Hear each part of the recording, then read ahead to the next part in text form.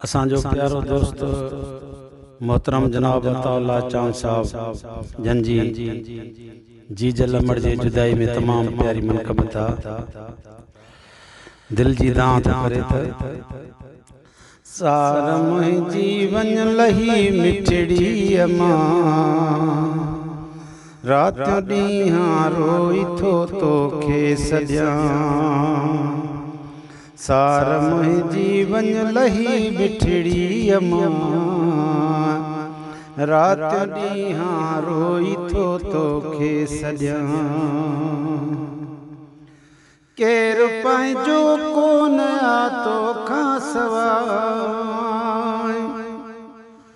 ओ ला ला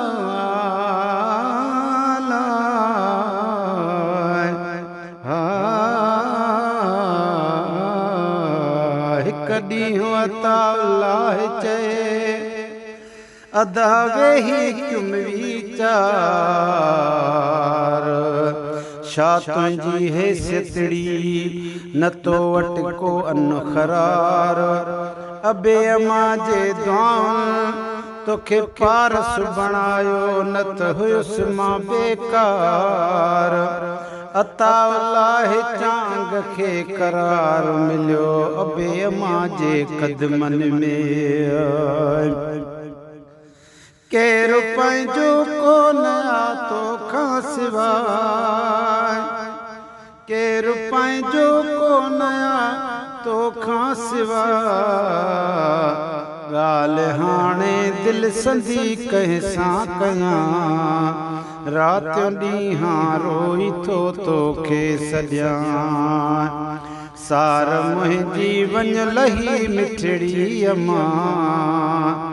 रात ॾींहां रोई थो तोखे सॼां कोन परचाए उगे कोलड़ कथो कोन परचाए उगे कोलड़ कथो ॾींहुं सारो तो हिते जी जल रोआं रात ॾींहां रोई थो तोखे सॼां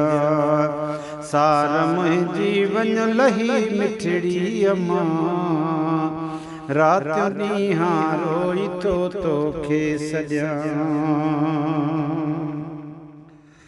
साथ विया पंहिंजा सॻा भाइर छॾे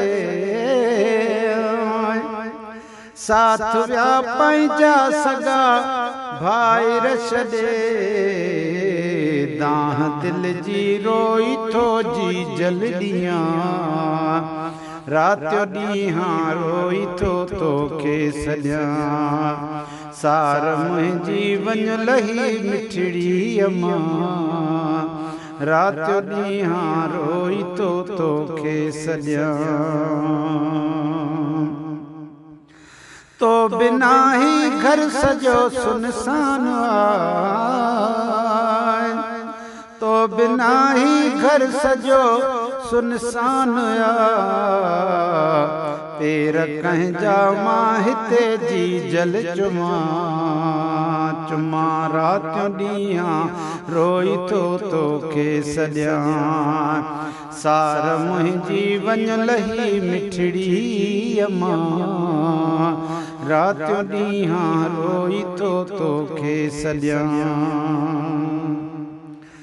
अताउल्लाह थियो शोरोशनो अताउल्लाह थियो शोरोशनो चांग को पल हित नथो सुख सां सुम्हां चांग को पल हित नथो सुख सां सुम्हां रात ॾींहां रोई थो तोखे सॼां सार मुंहिंजी वञ लही मिठड़ी अमां रात ॾींहां रोई थो तोखे सॼां ओ मुंहिंजी जी जल अमां